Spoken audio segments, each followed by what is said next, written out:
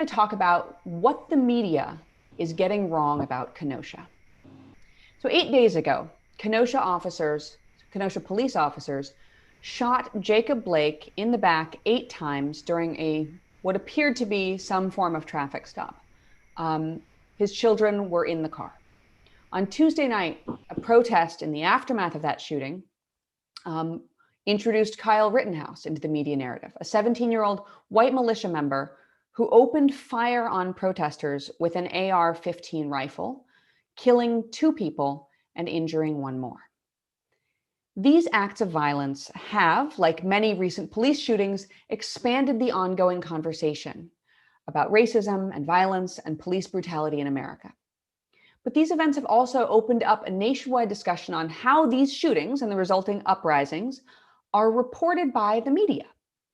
Initial national news reports of the shooting of Jacob Blake referred to it as a police-involved shooting or an officer-involved shooting, language which obscures the simple fact that police officers were the ones doing the shooting. This is a pattern of reporting in which the language choices and reports of police officers and police unions are often reported verbatim as fact in the media. Yesterday, the LA Times reported that city police departments' public relations offices work with journalists to ensure that information about police shootings comes out in a pro-police way. Similarly, after Kyle Rittenhouse shot 3 protesters, a narrative emerged from both conservative and mainstream press outlets rehabilitating his image, reporting on his violence as justified self-defense. For instance, on August 26th, the New York Post ran a story about Rittenhouse cleaning graffiti in Kenosha before he shot protesters. Newsweek's August 28th coverage of the shooting highlighted Rittenhouse's self-defense claim, writing that he was fleeing armed attackers and that it was unclear why the 17-year-old was being chased in the first place. Those are quotes, without reporting that Rittenhouse was allegedly being chased at that point because he had already shot 1 protester in the head and was being pursued by people who were trying to stop him before he opened fire on others. So journalists' choices of what to focus on, what language to use, what questions to ask, who to quote, and how they frame news reports shapes how the public views these events. These choices are therefore critical to our collective understanding of the public outcry in response to police killings of Black people. Now, more journalists are thinking critically about how to best frame reporting on these issues around police violence. So, should journalists report police recitations of events as if they are fact in light of the documented instances of police officers and PR departments lying about these incidents? And do journalists present the facts in the same way when the shooter is Black than they do when the shooter is a young, affluent white man? How should reporters talk about popular uprisings in a way that isn't biased towards law enforcement? Journalists need to confront these issues head on and take the conversation about the sustained mobilizations against police killings as an opportunity to reflect critically on the role we play. And to discuss that confrontation and that conversation, we are so excited to be joined by Wesley Lowery, Chris Geidner, Juliet Hooker, and Aaron Morrison. Wesley, I'm going to start with you because you've been on the ground in Kenosha covering these events.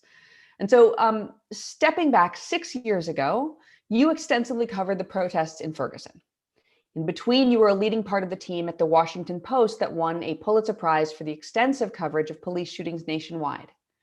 So I'd like to ask you, how has what you've seen personally in Kenosha through your own experience compared with what others are reporting? And are you seeing any inaccuracies, factual or otherwise, or other misleading reporting being perpetuated in the media? Wesley, we've got to unmute you because we want to hear what you're saying. I was saying, happy to be here, really glad to have this conversation with such a great panel of friends and colleagues. I think that a few things are true, and what's true in Kenosha has been true elsewhere. What we sometimes forget is how frequent these shootings happen, how often these storylines play out. And so, unfortunately, there's nothing new in this avenue. I do think that what we see very often in terms of media coverage are 2 things. As you alluded to in the introduction, the taking of law enforcement narrative as objective fact at times when there are still questions or confusion about what has happened. And second is the flattening of complicated, complex events into flat narratives, right? Either a protest was peaceful or it was violent. What we know for any reporter who's spent time in the street, possible in one adjective to describe 6 hours of demonstration involving hundreds, if not thousands of people. There are moving parts, it's complex, it's complicated. I do think that the media is more aware broadly today of these dynamics than we were 4 years ago, 5 years ago, 6 years ago.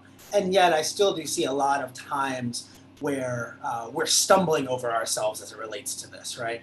And look, I think that sometimes there's fair criticism on the other side that there's been an overcorrection. So you've seen these viral screenshots where it'll be a cable news anchor saying peaceful protests break out and the building's on fire behind them, right? And so there are moments where, again, I think sometimes we are attempting to oversimplify complex and complicated things as opposed to, in some ways, relishing in that complication. Sometimes you can't describe something in a clause, you need a full sentence.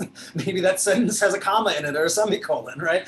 And so I think that that's something that we always have to remember, is that these are difficult and complicated stories. Yeah, I want to talk about like the need for more words. sometimes the most brief phrasing is not the best phrasing.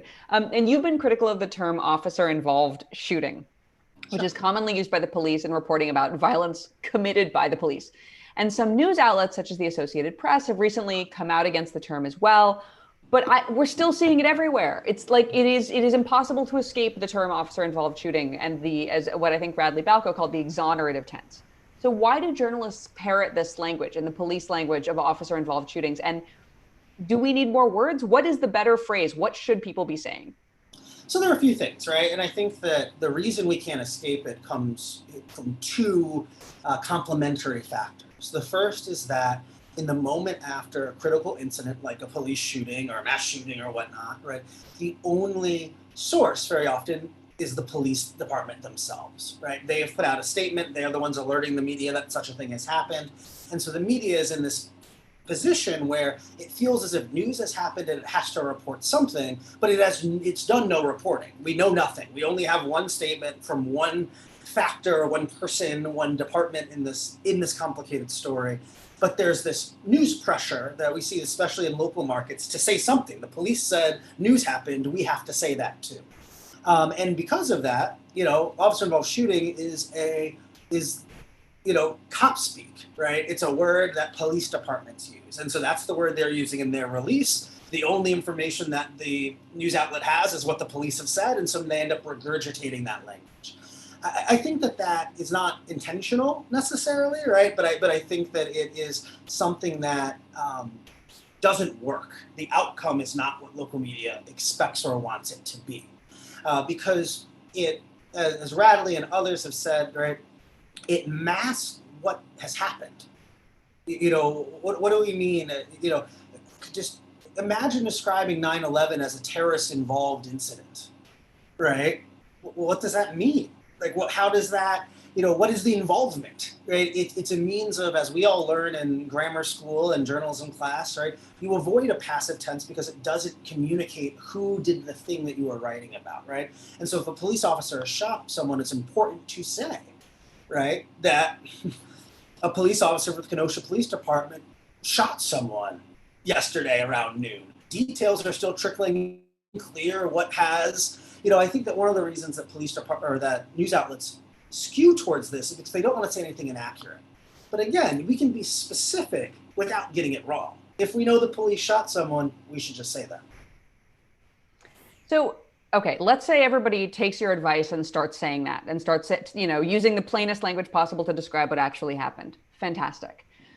How does that impact the relationship between journalists and law enforcement? And have you seen already any changes in the relationship between journalists and law enforcement in the wake of these uprisings and in the wake of sort of the beginnings of transformation in coverage? I know these were previously very close relationships, and now that may be shifting. What are you seeing?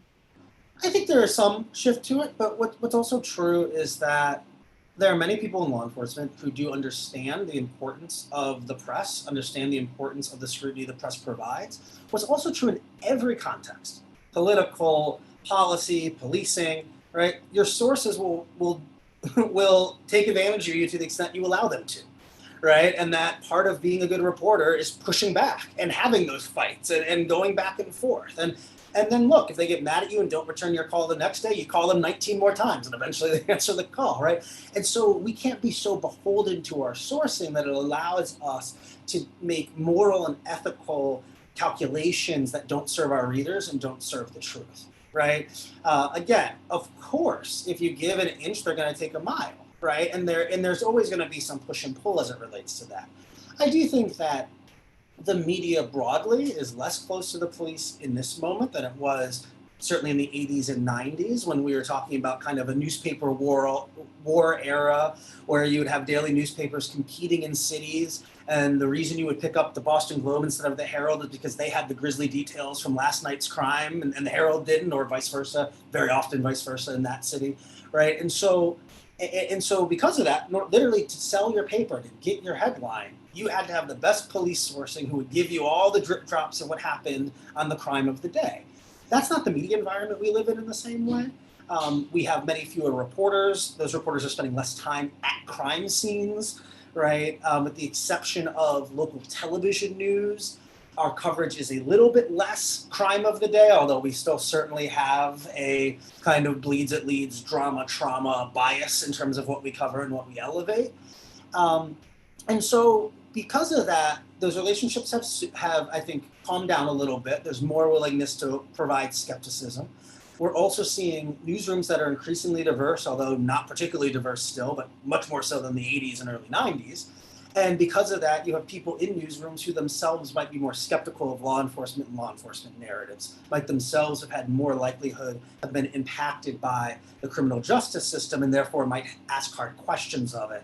And so because of that, I do think we're seeing a media that is more willing to treat the police like the government, which is what the police are, and ask it hard questions, force it to substantiate the things it's saying, and provide a skepticism to it. And so I think that's a good thing. The only other thing I'd note there is that, like every source of power in the country, athletes, celebrity, politicians, the police are also building their own communications networks and platforms, right? That there's less of a feeling that they need the press in the same way that might have existed a decade ago, 2 decades ago, 3 decades ago. And so you do have departments that are completely icing out the local press, no matter how friendly or adversarial that press is. And that is something that I think is bad for democracy, bad for a free press, bad for the flow of information. And so that's a real challenge that a lot of reporters are dealing with.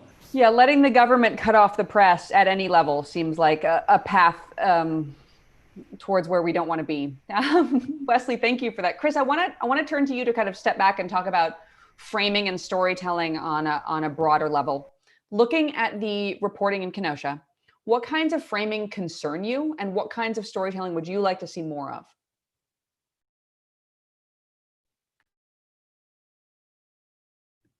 Yeah, I think for better or worse, we already had Wesley, so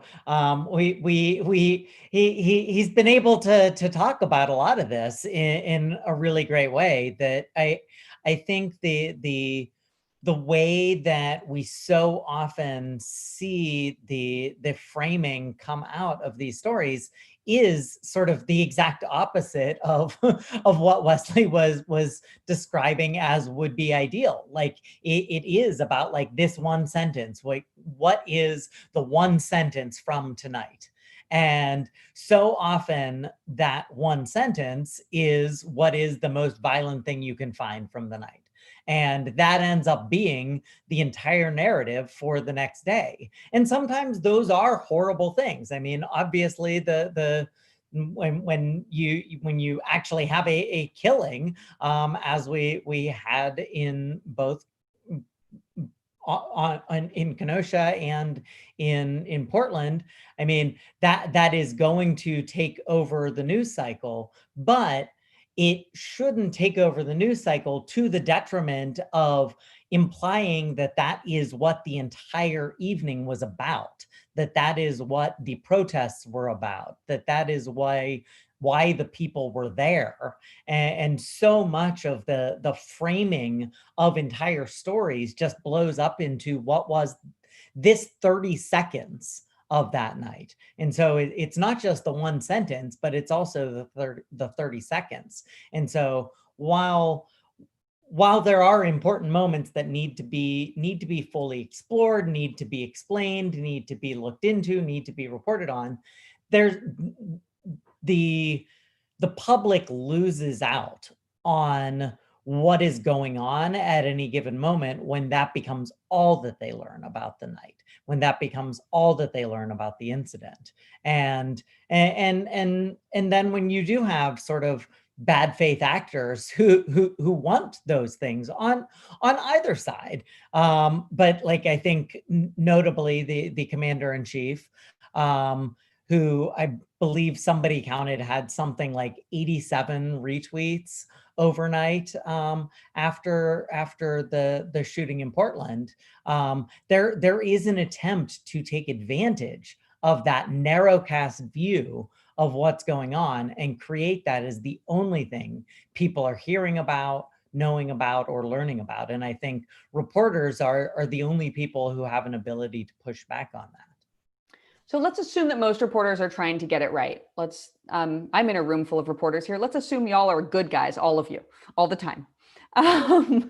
What can help create that capacity to paint a more complicated portrait of the whole night when the thing that's drawing eyeballs is going to be the most dramatic, goriest thing? And what like institutional factors are in play perpetuating the limited focus on the 5 minutes of the night that were the worst? Yeah, I think that sort of this is one of the other side of the way that a lot of police shootings like got attention is our cell phone cameras. And now we're seeing another version of that, which is that when things happen at protests and there is that one moment, the odds are there's like 2 or 3 videos of it. And that can quickly become used and misused by people to create narratives and push it out immediately in a way that like would have taken the stuff that Wesley was talking about. Like you wouldn't have even known that there was a shooting in Portland unless some reporter happened to be near where the sirens were, or until there was a police release about it. And instead we had videos of a person on the ground very quickly, and we had people around talking about it, and you could sort of triangulate the tweets and sort of, so that the story is created before the first news story is even written. And so I think that the new problem is that the story is being written before the reporters are able to even get out the story. And the answer to that is obviously sort of the one journalistic advice that always kept with me was like this idea of like, you want to be first, but you also want to be right. And it's not right to not contextualize something that is going on. And then the other institutional problem that Wesley already talked about, sort of some ways that is changing, is sort of local reporters that I think national reporters have a little less reliance on, but that local reporters do have this reliance on access to basic things. Like we're not talking about sort of like the high level, like access politics sort of reporting that people talk about in a negative way, but just like what Wesley mentioned, like actually being able to get the information, not being excluded from press conferences. These things happen. Like, people talk about it being like some Trump thing, but like, this happened it happens in local jurisdictions all the time. You get the police chief gets mad at somebody and they just stop inviting them to press conferences. And so like, local reporters do have a more difficult time figuring out a way of balancing that. And I think some of the bigger cities we've seen, they're starting to do things where they will have different reporters who both basically have similar coverage areas, but the one reporter won't have that obligation of those inside sources because they're not the one who's supposed to be the inside person at all the press conferences. And so I think that ways of newsrooms making sure that every story is going to be able to be told and that reporters aren't being beholden to telling only one part of that story are like some of the key ways that you can start to address that. That inside-outside press conference structure seems like a really interesting option to work around getting shut out. Okay, I want to turn to Juliet. Juliet, you've written and spoken extensively in academic journals and in a recent interview with The Appeal about language choices and the language that reporters use to shape our understanding of events. So I'd like to talk with you about the language that has been applied more broadly to the movement for Black Lives and related mobilizations against police violence. What effect do you think current language choices are having? One of the things that has been found in the research by political scientists is that the language of elites is hugely important in how protests are perceived and in the response to protests. So, for example, calling something a protest versus a riot has a huge impact on whether there's actually support for a social justice protest or whether it's seen as beset by violence. I think the other thing that is important to keep in mind is that sometimes even benign or ways that seem economical phrasing choices have an impact. So if you think about the KENOSHA shootings and people who talk about Rittenhouse in the context of saying, protest shootings or shootings at protests, it suggests that somehow the shootings are directly related to the protests themselves, as opposed to highlighting the fact that these were counter protesters, people who came specifically, to try to prevent what they saw as, these acts of looting. And so there's a way in which the framing associates violence with the protest itself.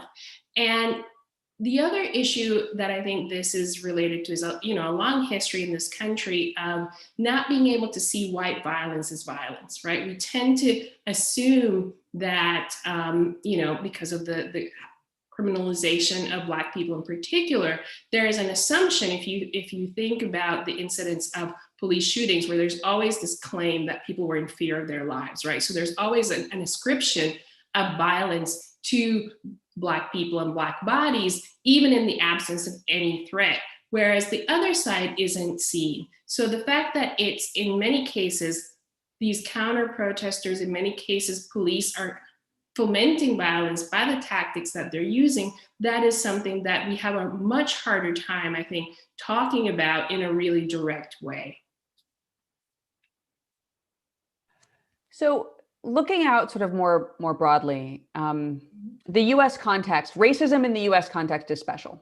The US has a very distinct history in this regard, as do popular movements for Black freedom in the United States. So it's a unique context. And I'm hoping you could talk with us about the history here. To what extent does the US's particularly grotesque history inform the journalistic responses that we are seeing today? And how did we get here?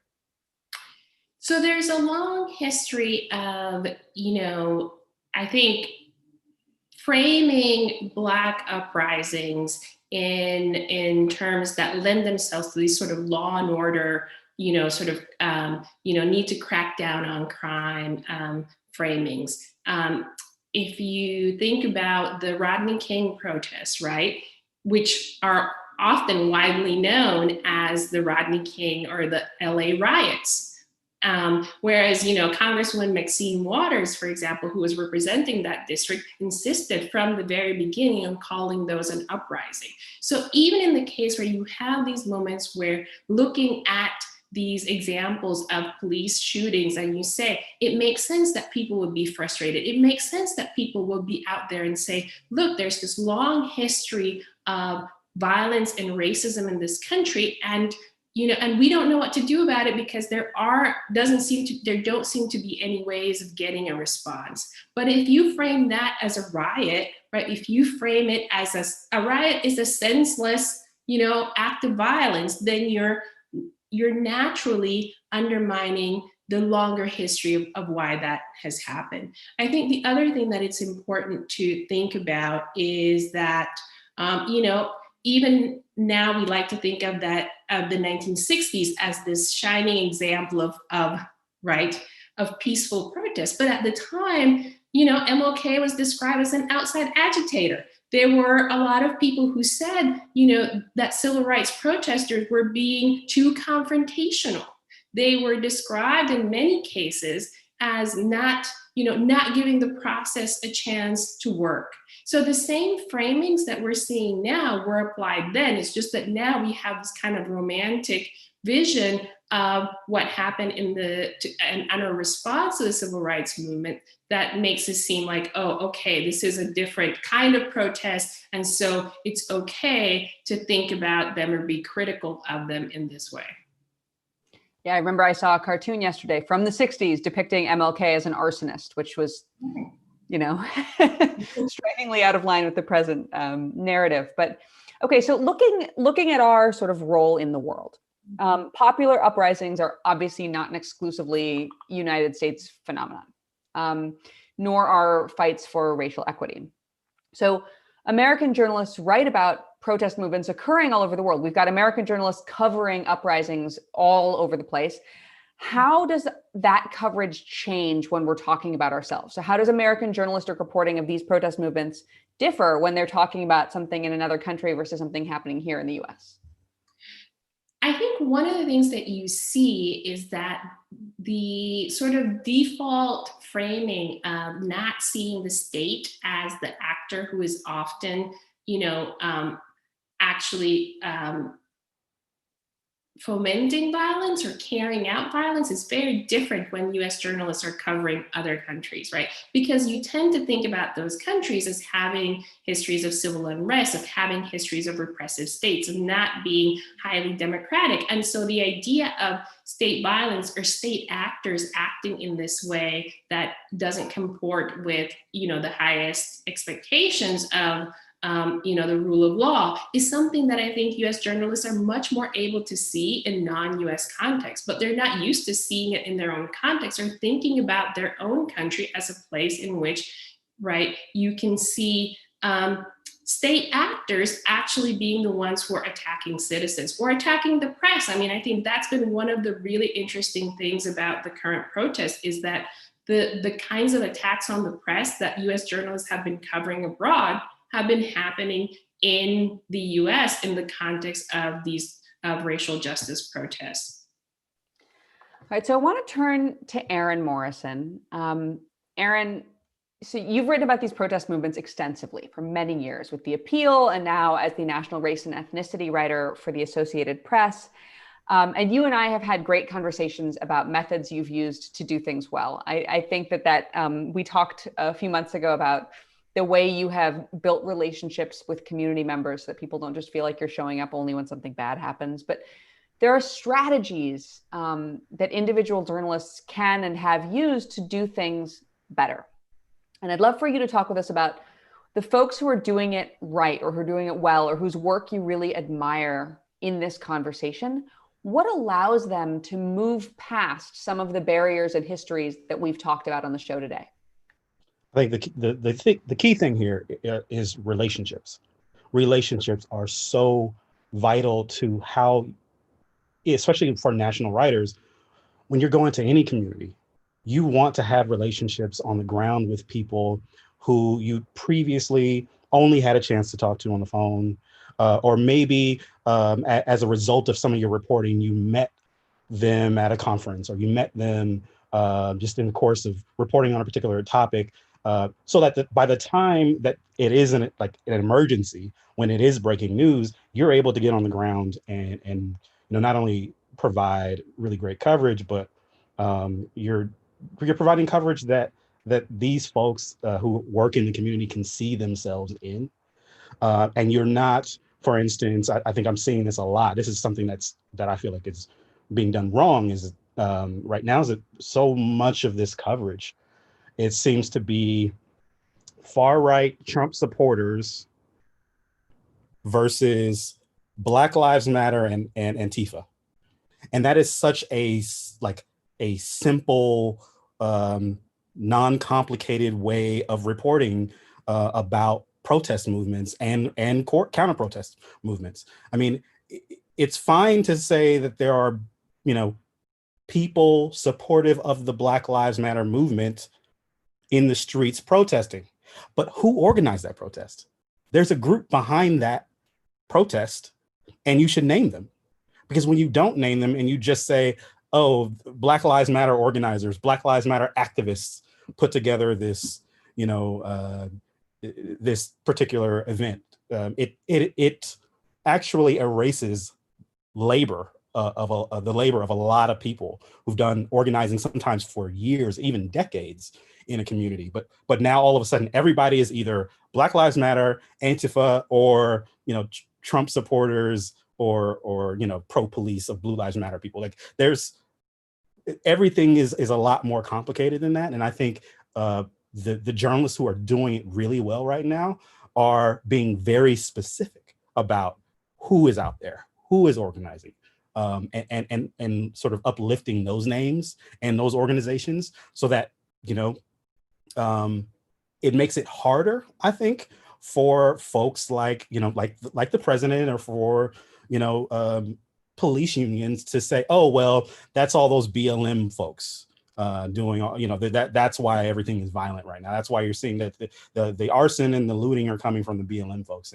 And actually, if you did the reporting the right way, you'd be able to say, that peaceful protest that was organized in the first part of the day, that was actually organized by Action St. Louis. Action St. Louis did that. And then whatever happened later on in the evening, that was somebody else, but it wasn't Action St. Louis. And I can report that as a matter of fact. So that, I think that's what's important here, is to make sure that you have relationships on the ground, but you're also being very specific. And those who are doing it well right now in Kenosha and elsewhere are being very specific about who they're speaking to, and assigning credit where credit is due. That is such a great point. It hadn't occurred to me the degree to which naming individual groups shows the greater breadth of the number of people and organizations involved in this conversation. Thank you for that point.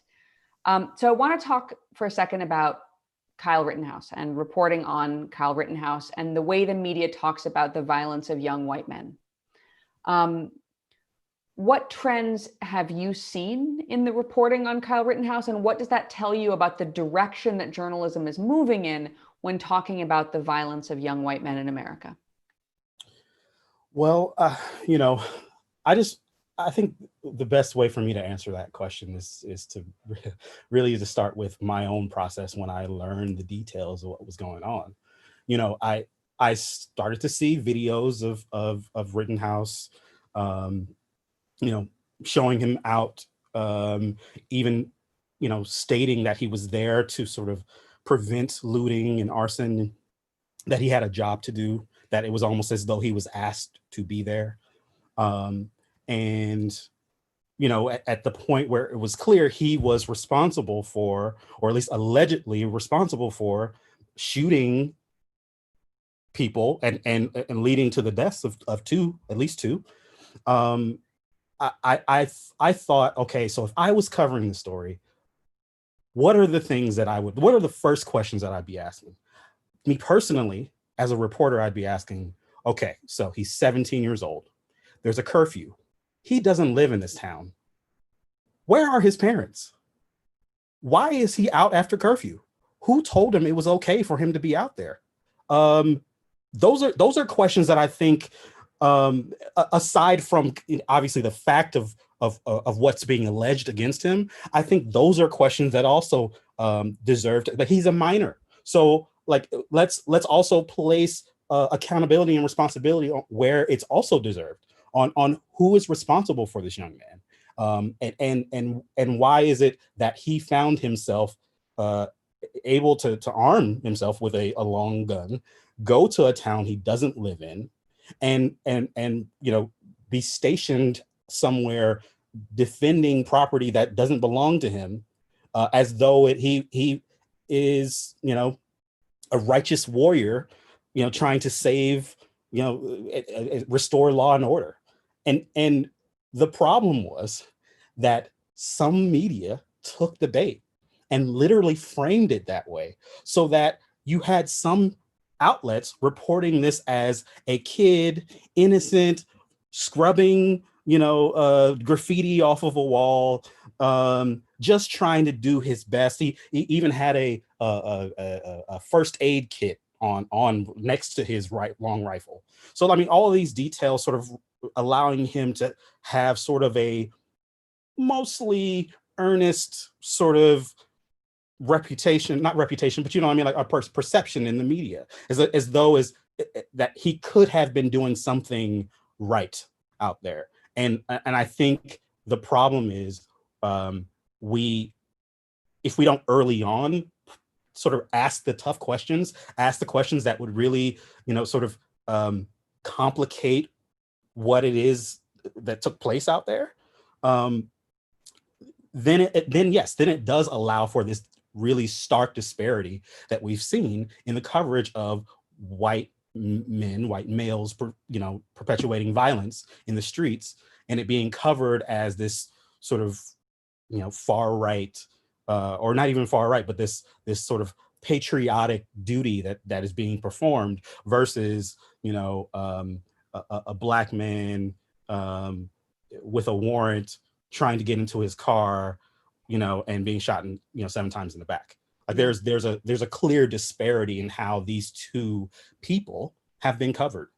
And I think it's because we're not asking the right pressing questions in both cases. Hopefully that gets. Yeah, no, and I'm going to circle back to you in a minute to talk about recommendations going forward. There will be a mandatory question for each of you at the end of the show. But before we get there, I do have one question that's for any of you who wish to answer. I'd love to hear from a couple of you on this, because I want to talk about how traumatizing it is for people to see these videos, and how the coverage itself and the depictions of violence itself. We talked a minute ago about how by the time journalists get to the story, often the story has legs and is already out there because people are putting out videos on social media and there's a discussion already happening. It's very public. And oftentimes that initial release of the video is the story itself before journalists even have a chance to talk about it. But as we know, those videos can be traumatizing and counterproductive and can inflame passions and can beat people down. And there's also, of course, security and safety concerns arising from these videos. People who may be depicted in the videos may not have given permission or may not be safe being shown in these videos. So there's a lot of complexity when it comes to whether the media picks up a video and makes it more visible or repeats it or shares it. And I'm wondering if whichever of you would like to speak about this, I'd love to hear from you on what lessons you've learned about how to approach the trauma and the danger of these depictions, as well as telling the story.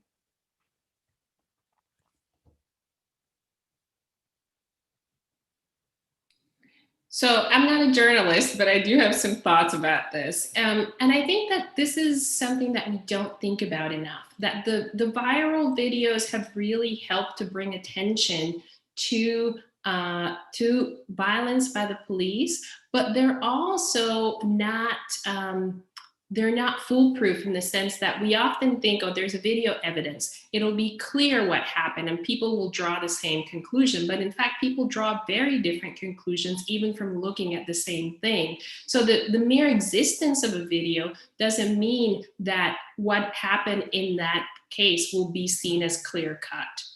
So then that raises questions about then what is the function of the video? Why are we showing it and why are we watching it?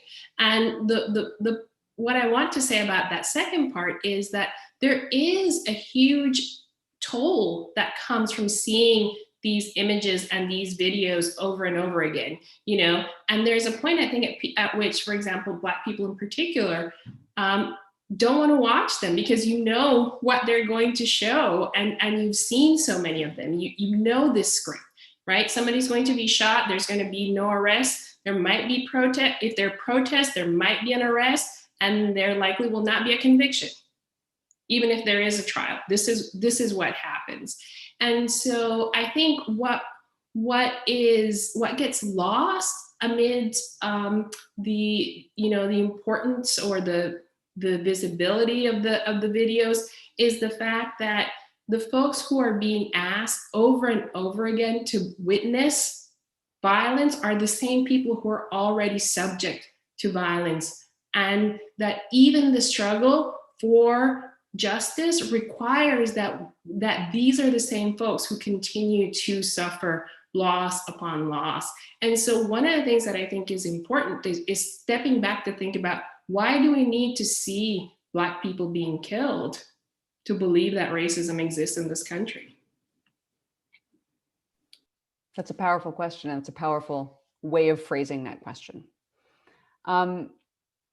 So to close out our show, you all have been very generous with me and with your time and with your thoughts and with your knowledge. And now I'm going to ask you, each of you, to put some recommendations on the table. If we could put these recommendations in front of every decision maker in the country who's going to decide how news outlets, both print and media, TV, radio, everybody covers these stories, I would love for each of you to give me 2 or 3 recommendations that can be implemented, that are ideally doable, for how we can improve this coverage going forward. And we'll start with Wesley, then we'll go to Chris, Juliet, and Aaron.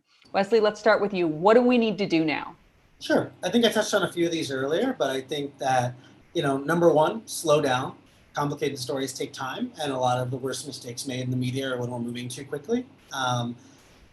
Number two, provide context, and always provide context. If you're covering the third night of unrest, it's important that story or that segment include the context of what sparked the unrest, right? If you're covering the violence in the street, that violence began with something. Very often, that violence began with the police acting violently, and that's the context for the story you're telling, right? So I think that context is really important. And third, be willing to challenge the assumptions and the biases that are built into our coverage and our system, right? Example that comes to mind is that there's a lot of conversation about defunding currently, right? I think that opens the door for reporters across the country to pull back out their police budgets and figure out, right? Like, so much of the coverage is framed in our department receives $3 million. Is that too much or too little? And what are the political ramifications of that? Well, avoiding the theater criticism of the politics of the debate, we could just do a bunch of coverage looking at what our police department spends its money on and what's effective and what's not, right? That would inform the conversation about whether or not it's too much money or too little money. And so again, there's a lot of space for us to do journalism that enlightens and informs these debates as opposed to being completely framed by them. Chris, let's go to you. Yeah, those were all great. 2 very specific things that I would add. One is to very clearly distinguish between police statements versus police union statements. I think that there's a real failure to acknowledge that the distinction there, because oftentimes there will just the police union spokesperson is always willing to speak, and reporters who are looking for somebody will take that. And I think it needs to be made clear that this is like somebody who has a very limited interest, and their interest is not necessarily aligned with the public's. And then secondly, I think reporters need to be willing to admit the limits of their reporting in their reporting. It's not a failure to say what we don't know at this time. And I think just including that right up front in stories will help, both with people's understanding at the moment, but also in the ways that we've talked about with that people in bad faith use that reporting in their own means. Juliet, what do you think about this? So one of the things that I think would be really useful would be to tell the story before the violence, right? Tell the life before the violence. We often focus on what happens in that moment and when someone, has something happen to them that's terrible, but we don't talk about who these people were before that moment, and we don't talk about the impact on their families and on their communities. What happens if we were to go back and think about, okay, is there a history of violence in this community? Is this one on a long series of incidents that this family, this community has been dealing with? How do we think about this one incident in light of the impact on people's lives, not just, what was this narrow moment of interaction with the police that led to this outcome? And then the other thing I would say is be willing to challenge critiques, disingenuous critiques of protests, right? So we've seen that when people say, oh, I'm in favor of protests if they were only peaceful, but then you have the most peaceful protests and people are critical of those too. This happened with the NBA strike, right? Where the most peaceful thing you can think of, and yet people found ways to criticize it. And so there's a way in which the critiques of violence, of rioting, of looting are code for, I'm opposed to the protest, but I don't want to say that. And so let's not take at face value these critiques that really would have a problem with any kind of protest that was centering racial justice. Aaron, can you close us out? Sure, I'll pick up on something that Juliet said. One of the things that I think too often, especially in breaking news situations, that reporters rely on is they immediately run the names of those involved, usually just the victim or the person who's been shot, through a court database or through some sort of police records database. And they just start reporting, absent of any context, just start reporting on all of the things that person has ever been accused of in their lives. And I think we need to move past it's well past the time that we stop assuming that every person, especially in this country, is only what exists in their, criminal history or what exists in the court records. Not to mention that often these records can be riddled with errors. So you can actually be reporting things that are outdated, that are no longer active, like warrants or any sort of like a conviction that has been vacated, but for some reason the system hasn't quite caught up to things that have already been sort of cleared from a person's record. We're relying too much on that information as though that better informs the community or readers about why what happened. And what we know is that more often than not, you end up just demonizing the person who is actually the victim in the case, or at least the perceived victim. So I think that's important. I mean, and the reason why I talk about that is because I've seen some outlets report on the criminal history of one of the people that Rittenhouse killed. It just, to me, I'm like, what is the value here? To really think about what's the value of putting out this type of information that again is often absent of context and really doesn't help the reader understand any better what happened and why it happened. That is astonishing and helpful. And the former public defender in me wants to hide under a table at the idea of people's weird, bad information pouring out of courthouses and into national press. That's horrifying. And thank you for adding that. You all have been amazing. And I am so, so glad to have your voices shaping this conversation. So glad to have you joining us here today on the briefing. Thank you all so much. And thank you at home for watching and for being interested in how we talk about these life or death issues. I'm Emily Galvin Almanza. This has been The Briefing, and thank you so much for joining.